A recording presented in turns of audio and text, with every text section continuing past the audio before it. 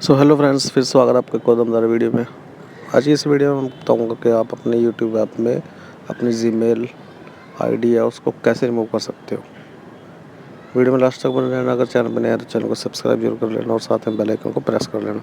चलिए बिना विश के करते वीडियो को स्टार्ट।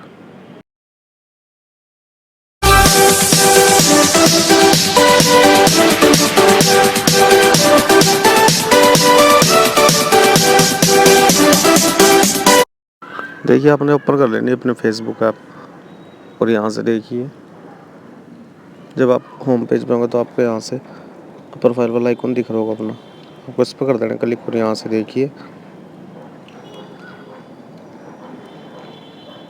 अब आपको नीचे की साइड में आना है और यहाँ से देखिए manage account on this device, इस पर कर देना क्लिक।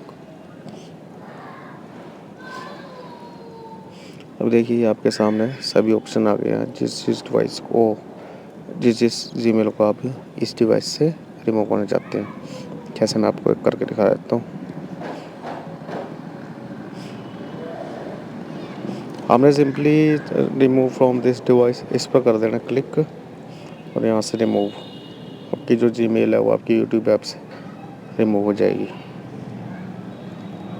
वीडियो अच्छी लगी हो तो लाइक कमेंट शेयर।